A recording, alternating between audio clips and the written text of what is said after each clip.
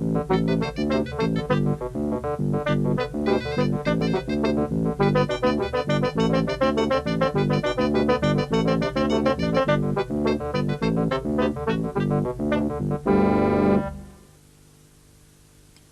was a fine sunny morning.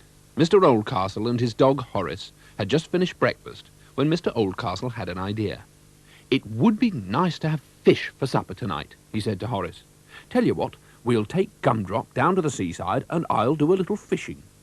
Horace was very pleased to hear this. He liked the seaside, and he liked fish very much indeed.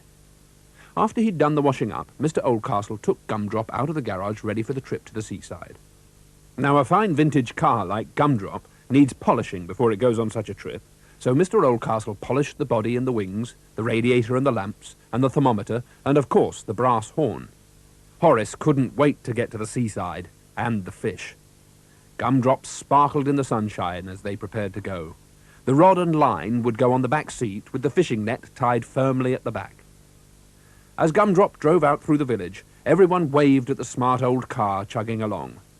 "Mind how you go," a man called out. A lady cried out, "Good luck," and a young lad shouted, "Going fishing? Mind you don't drown the old crock." Mr. Oldcastle didn't like that at all. Gumdrop was not an old crock. He was the smartest car that ever went to the seaside. The journey down to the sea was not too far, and soon Mr. Oldcastle had parked Gumdrop right down on the beach. Horace felt a little sleepy because he'd had such a big breakfast, so Mr. Oldcastle told him to lie on the floor of the car. He then put up the hood of the car so that the dog could sleep more comfortably in the shade. Horace was already snoring as Mr. Oldcastle walked up the beach to the pier with his fishing rod and reel and settled down for a good day's fishing.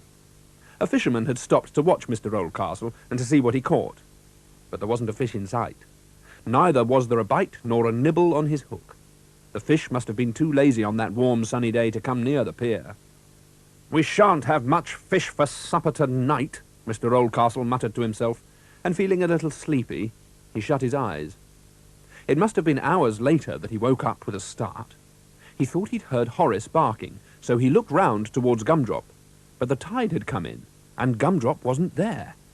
Mr. Oldcastle turned and looked out to sea, and there was Gumdrop out at sea and floating away. The fisherman and the others on the pier looked really worried. What's more, Horace was standing on the top of the hood, still barking furiously. "Stop that car!" yelled Mr. Oldcastle, but there was no one around at sea to give any help to either Gumdrop or the dog. At once, Mr. Oldcastle tore off his jersey and shoes, shut his eyes, and jumped into the water. To see Gumdrop and Horace floating on the waves was too much. He must rescue them himself. The people on the pier had called the lifeboat, and very soon it was heading straight for Mr. Oldcastle.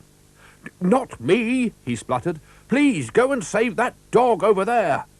But the lifeboat man threw him a lifebelt just the same, and he was pulled aboard the lifeboat, still spluttering. Then the lifeboat quickly turned round, and they threw a rope to rescue Gumdrop.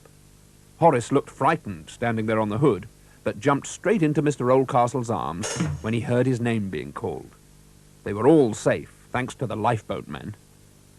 The lifeboat started to tow Gumdrop safely back to the beach. Mr. Oldcastle and Horace were soaking wet, but no damage had been done. The people on the beach cheered when the lifeboat landed them all at the shore. "Hooray! Hooray!" Mr. Oldcastle thanked all the lifeboat men for rescuing them.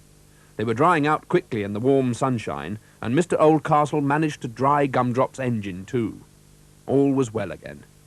Horace wagged his tail at the thought of being on dry land, but neither Horace nor Mr. Oldcastle seemed to have realized that there would be no fish for supper.